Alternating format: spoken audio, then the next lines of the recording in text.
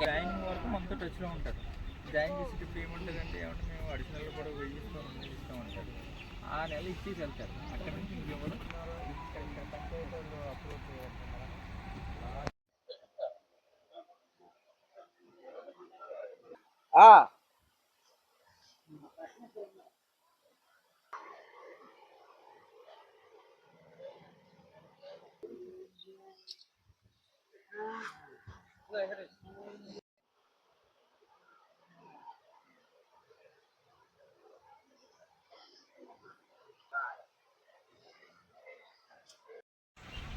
సరే, అందరికీ నమస్కారం అండి.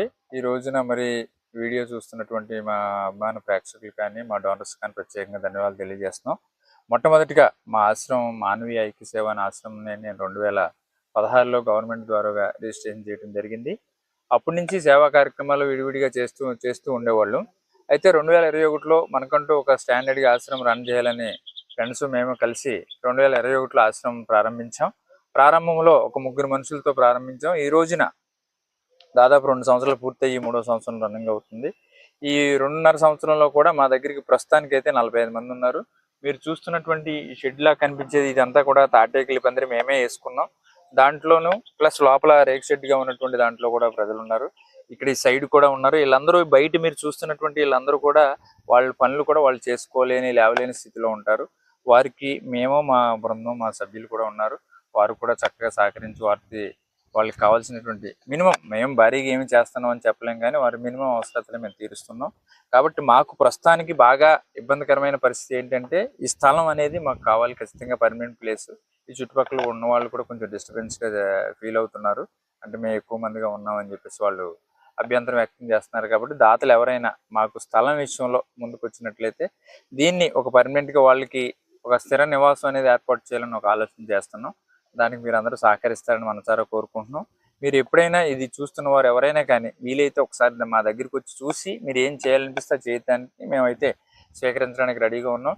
కాబట్టి మరొకసారి ఈ వీడియో చూస్తూ మాకు ఖచ్చితంగా ఎంకరేజ్ చేస్తారని ధన్యవాదాలు తెలియజేసుకుంటూ ఈ యొక్క చిన్న మా విన్నపాన్ని మన్నిస్తారని మరొకసారి తెలియజేస్తాను. వృద్ధులు, మొత్తం వృద్ధులు, వికలాంగులు, బ్లైండ్స్ కలిసి మొత్తం 45 మంది ఉన్నారండి. ఎంతమంది కేర్ టేకర్స్ 3 ఉన్నారండి మన దగ్గర. ఎనీ టైం ఇక్కడే ఉంటారు వాళ్ళు.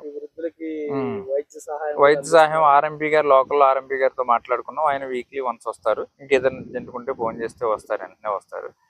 వచ్చినప్పుడు మనం కూడా వాడికి కూడా మినిమం ఏదో అమౌంట్, ఆయన కూడా సేవ దృక్పథం ఉంది. అయితే కూడా మరి అమౌంట్ అనేది కావాలి కాబట్టి అమౌంట్ ఇవ్వాలి. మెడికల్గా కూడా మాకు కొంత ఖర్చు అవుతుంది. ఆ మెడికల్గా చూసుకుంటే మాకు దీనికంటే మెడికల్గా ఎక్కువ ఎక్స్పెన్సివ్ అవుతుంది. ఇంచుమించుగా నెలకు వచ్చి 20 దాకా అవుతుంది మెడికల్గా. ప్లస్ ఇంకొక మీ అందరికీ విచారకరమైన విషయం ఏంటంటే ఇక్కడ చాలామంది నాకు తీసుకొచ్చే వాళ్ళందరూ మీరు చూస్తున్న ఈ ప్రజలందరికీ కూడా ఫ్యామిలీస్ ఉన్న వాళ్ళే. ఫ్యామిలీస్ లేని వాళ్ళు కేరా ప్లాట్ఫారంగా ఎవరో నా దగ్గర లేరు. అయితే వాళ్ళు కూడా నా దగ్గరికి వచ్చేటప్పుడు ఖచ్చితంగా మేము ఇది తీసుకొచ్చాం కాబట్టి మేము ఏదో నెల చేస్తామని చెప్తారు. ఆ నెల మట్టుకు ఇస్తారు, ప్రతి నెల ఇస్తాననే మాట మట్టుకు తర్వాత నెరవేర్చలేకపోతున్నారు వాళ్ళు. మేము ఫోన్ చేస్తే కూడా ఫోన్కి రెస్పాండ్ అవ్వరు, తర్వాత వస్తానంటారు, రారు. కానీ చివరి గడియల్లో కూడా మేము వెయిట్ చేసి మాకంటూ ఒక రసీదు గవర్నమెంట్ వారు గుర్తింపు కావాలి కాబట్టి ఆ కైలాస భూమికి అక్కడ తీసుకెళ్ళేటప్పుడు కూడా ఆ అంత్యక్రియలు కూడా వాళ్ళు ఏ మతాన్ని అయితే ఆచరిస్తున్నారో ఆ మత ధర్మం ప్రకారంగా మేము ఆ యొక్క అంత్యక్రియలు అనేది కూడా మేమే నెరవేర్చిస్తూ ఉంటాం. కాబట్టి ఇలాంటి సందర్భం మీరు అవునా కాదనేది ఒకసారి మీరు వస్తే మీకు ఇక్కడ ప్రాక్టికల్గా కనిపిస్తుంది. కార్యక్రమాలన్నీ కూడా చూసి మాకు ఖచ్చితంగా మాకు ఒక మారల్ సపోర్ట్ కానీ ఫైనాన్షియల్ సపోర్ట్ కానీ చేయగలరని ఆశిస్తున్నాం.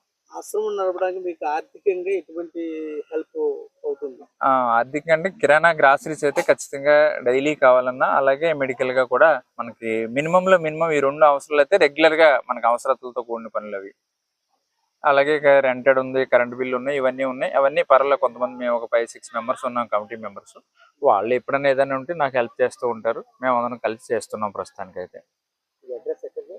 ఇది Namavaram B block satellite city అంటారన్న, లెజెండ్ వాటర్ ప్లాంట్ పక్కనే మనది సాటిలైట్ సిటీలో ఉంది.